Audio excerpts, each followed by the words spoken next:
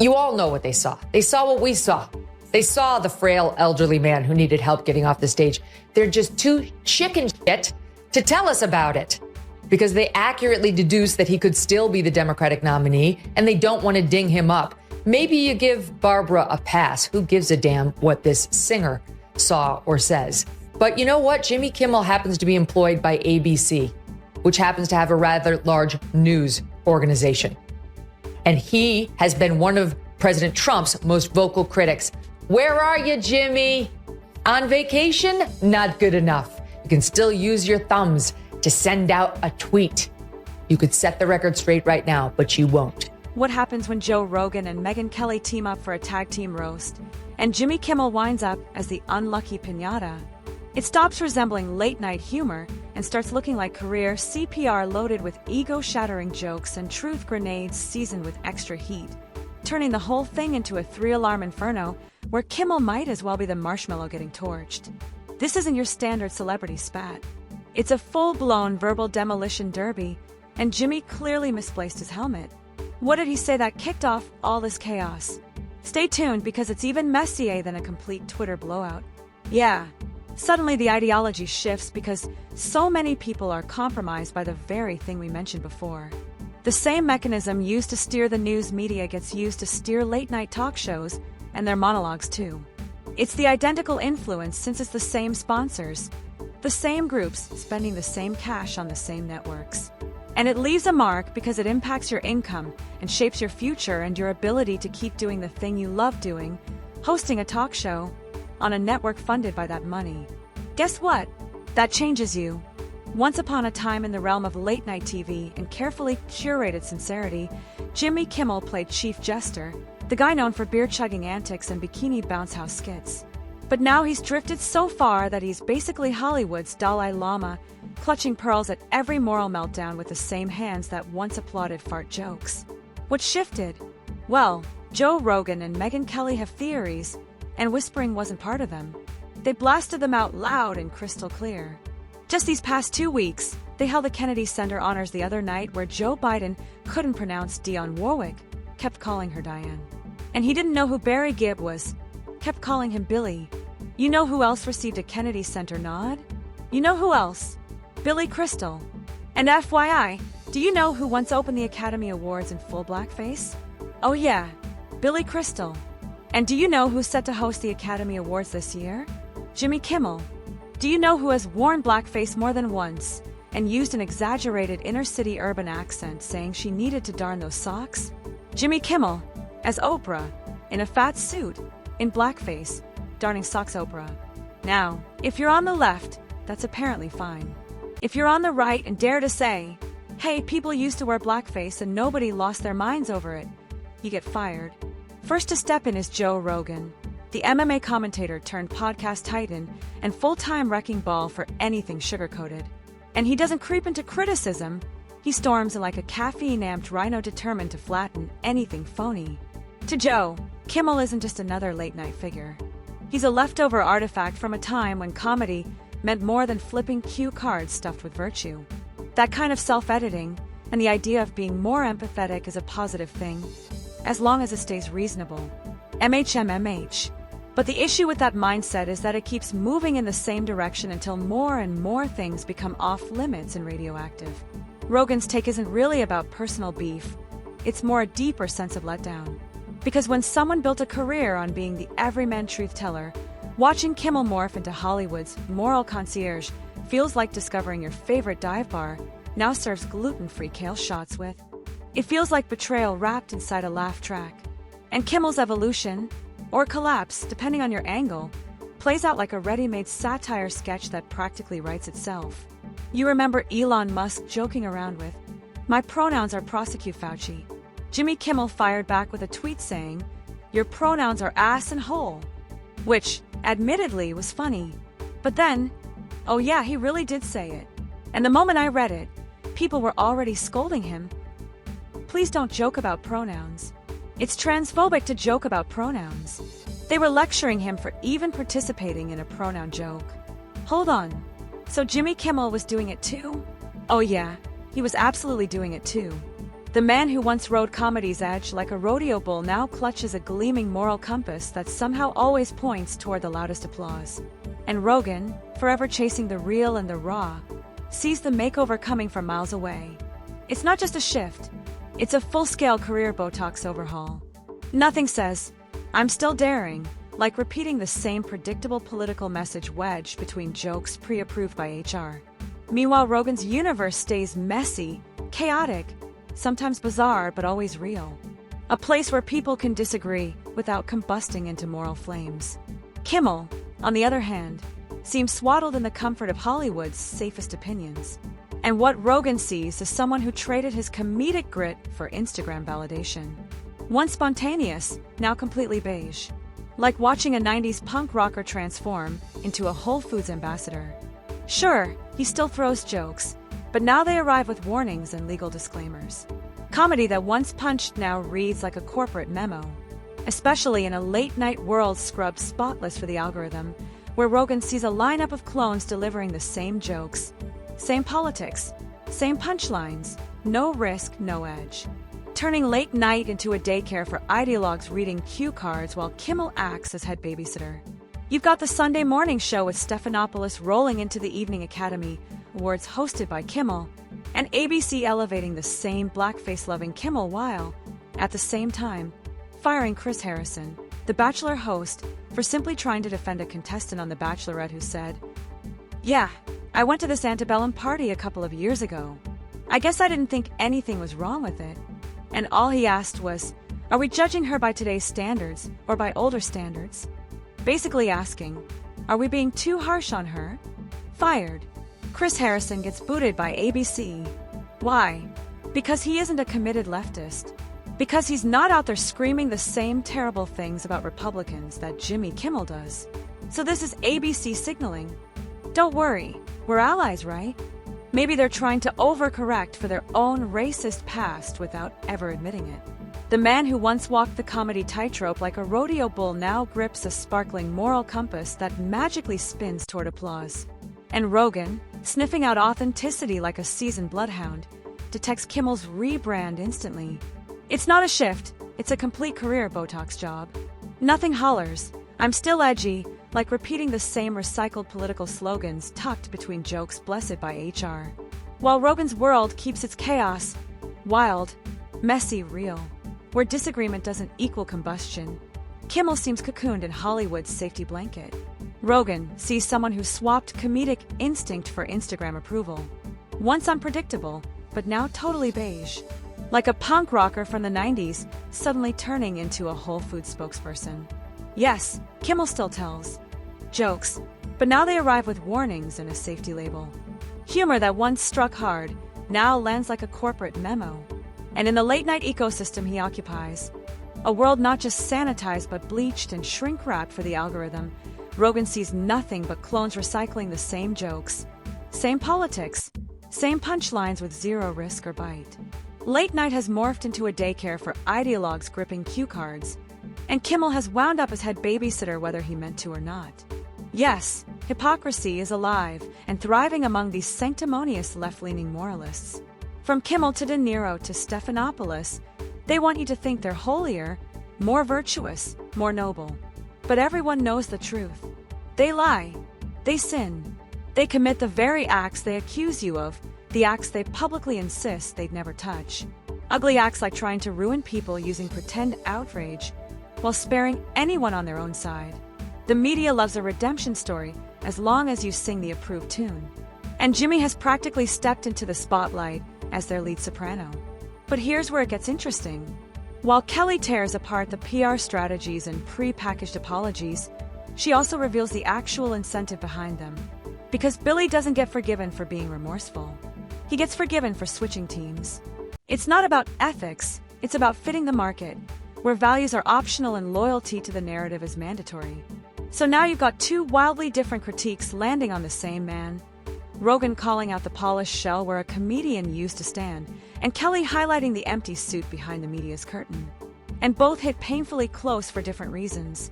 Rogan sees a once authentic voice buried under studio gloss and approval addiction, while Kelly sees a strategic chameleon shifting just enough to outlast each outrage cycle. And together, they form the most unlikely tag team, one swinging a bat while the other files a meticulous report, with the only missing piece being popcorn, because the comedy isn't even the point anymore. The real issue is that it barely even tries. Kimmel, who once pushed boundaries, now babysits them, turning monologues into homework assignments meant to prove he read the day's talking points. They were insisting his tweet was transphobic. Do you think that was him or a writer? Can't you tell? Jimmy Kimmel. Yeah. No, that's him for sure. Okay. Yeah, that one's real. He's a comic. Yeah, that's actually solid. I mean, he used to host The Man Show. He's done some outrageous stuff back in the day, for the laughs. No, that's a good joke stacked on top of a good joke. Yeah, it's a good joke. But viewers never tuned in to be graded. They tuned in to laugh.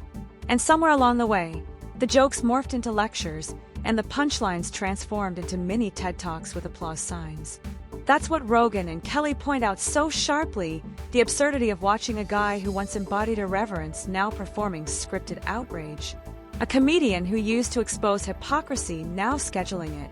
There's no rebellion left, only rebranding. And in the grand irony of modern media, the more Kimmel moralizes, the more hollow it feels.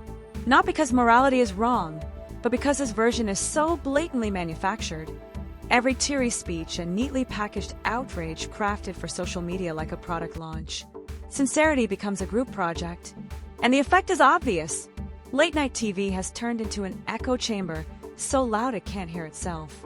Meanwhile, Rogan, in his chaotic bunker, wonders when comedy became a PowerPoint presentation, and Kelly, in her polished media war room, watches the same clown car careen off the road again and again. Kimmel stays quiet, but he doesn't need to speak because his silence says more than his monologues. At this point, it's not about what he says but what he's become.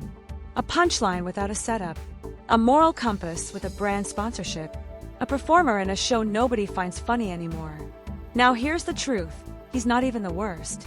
The Daily Show has the worst numbers, just 366,000 viewers. During the Jon Stewart era, it pulled over 2 million.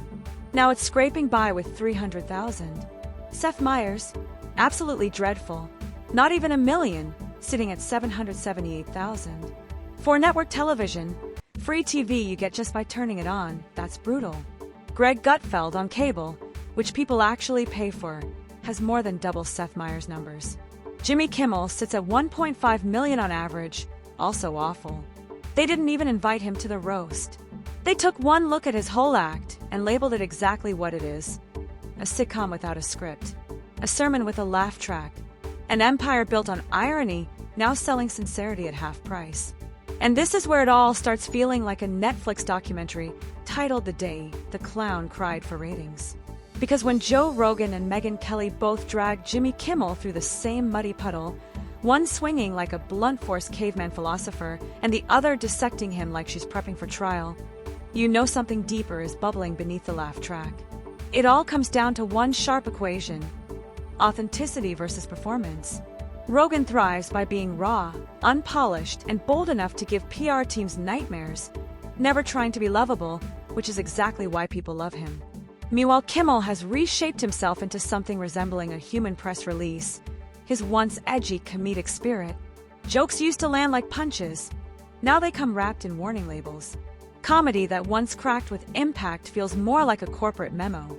And in the late-night bubble he lives in, everything's been sanitized, bleached, and algorithm approved. Rogan looks at the landscape and sees nothing but clones. Same jokes, same politics, same predictable punchlines with none of the danger. Late night has become a daycare for ideologues clutching cue cards, and somehow Kimmel ended up as the head babysitter, whether he wanted the job or not. Hypocrisy practically glows from these self-righteous, left-leaning figures. Kimmel, Dero, Stephanopoulos, they all posture as morally superior, virtuous, and pure. But everyone knows the truth. They lie, they stumble, and they commit every sin they wag their fingers about. They preach against the behavior they themselves practice, rescuing only their own side whenever outrage flares. The media loves a redemption arc, as long as you sing the company tune. And Jimmy has become their lead vocalist. But here's the twist. While Kelly dissects the PR moves and delicately engineered apologies, she also reveals the real engine behind it. Bill isn't forgiven because he apologized. He's forgiven because he switched sides. Morality has nothing to do with it. It's about aligning with the market where values are optional and loyalty to the narrative is mandatory. So now you've got two very different critiques aimed at the same guy. Rogan calling out the artificial shell where a comedian used to live, and Kelly highlighting the empty suit behind the curtain. Both land hard. Rogan sees authenticity drowned in studio gloss and audience approval addiction. Kelly sees a strategic shapeshifter, adjusting just enough to surf each outrage cycle. Together they form an unexpected tag team, one swinging blunt force truth, the other filing a polished indictment. And the only thing missing is popcorn. Because the real comedy crisis isn't the jokes, it's the lack of effort. Kimmel, who once pushed boundaries, now babysits them, turning monologues into homework meant to prove he followed the script. The accusation that his old tweet was transphobic sparks a simple question. Was that really him or just a writer? Rogan insists it was him. The same guy who once ran The Man Show and did outrageous antics for laughs. Now the same man delivers punchlines like he's submitting them for HR approval. Viewers never tuned in for moral grading, they tuned in to laugh. But the jokes mutated into lectures. The punchlines became mini TED Talks, complete with applause cues. That's the absurdity Rogan and Kelly nail perfectly, a former rebel now embodying scripted outrage. A comedian who once exposed hypocrisy, now scheduling it. There's no rebellion left, only rebranding. The more Kimmel moralizes, the more hollow it sounds. Not because morals are bad, but because the performance is so obviously manufactured. Every teary speech, every packaged outrage, every camera-ready moment feels like a product rollout rather than sincerity. Late-night TV has become an echo chamber, so loud it's deaf to itself. Rogan, in his chaotic bunker, wonders when comedy turned into a PowerPoint presentation. Kelly, in her sleek media war room, watches the same clown car crash repeatedly. Kimmel stays silent, but the silence says more than the monologues do. At this point, it's less about what he says and more about what he's become. A punchline without a setup. A moral compass sponsored by advertisers. A performer delivering jokes no one finds funny anymore. And no, he's not the bottom of the barrel. The Daily Show claims that honor, just 366,000 viewers compared to the 2 million it once had under Jon Stewart. Seth Meyers barely cracks 800,000, shockingly low for network TV. Meanwhile, Greg Gutfeld on cable, where you actually pay, pulls in more than double Meyers' audience. Jimmy Kimmel sits around 1.5 million, still bleak. They didn't even bother inviting him to the roast. They took one look at the whole act and called it what it is. A sitcom without a script, a sermon with a laugh track, an empire of irony now selling sincerity at clearance prices. It's starting to feel like a Netflix documentary titled The Day the Clown Cried for Ratings. Because when Rogan and Megyn Kelly, two very different forces, both dragged Jimmy Kimmel through the same mud, one like a caveman philosopher and the other like a courtroom tactician, you know something deeper is rotting beneath the laugh track. It's the battle between authenticity and performance. Rogan thrives on being raw, unfiltered, and terrifyingly honest to PR teams, never trying to be lovable. That's the appeal. Meanwhile, Kimmel has transformed into a human press release, his old edge replaced by polished messaging, better hair, and a moral viewpoint with scenic lighting. Rogan recalls how they even tried to silence him for appearing on McAfee. Kimmel had invited him on after his big trade, but the things Kimmel had said about him made him question whether he wanted to show up at all. It's like watching a former punk rock rebel show up to a PDA meeting debating gluten-free cupcakes. The guy who used to mock Hollywood has become Hollywood, swaddled in branded virtue, and sprinkled with whatever gets internet approval. Rogan says Kimmel isn't evolving, he's dissolving into a soft puddle of applause-chasing goo. Kelly steps in like HR with a folder full of receipts, unimpressed with the old humor and fascinated only by the meticulously timed transformation. To her, his shift feels less like growth and more like moral Botox. Smooth, clean, fake, and desperately needing monthly maintenance. Together, Rogan and Kelly aren't just criticizing a comedian, they're exposing the system he thrives in. And that takes us straight to the lost art of comedy. Remember when comedians took risks, made you uncomfortable, challenged your beliefs? Those days are gone. Now everything is padded, softened, and packaged like merch. Each punchline vetted by PR and sanitized for public safety. Kelly questions whether Kimmel's own stories are even real. She reflects on how she's always had teams willing to run through walls for her, tough but fair leadership, real expectations, honest feedback, genuine loyalty. Meanwhile, Kimmel claims the slightest critique sends staff into emotional collapse. People need to toughen up, she says. Your workplace is not your grandma's lap. Rogan and Kelly see the same rot from different angles. He shouts. She raises a knowing eyebrow. But both land on the same conclusion. Real laughter has been replaced by applause for ideological correctness. Comedy turned into a church service, with Kimmel as the overly serious preacher reading from the gospel of trending topics.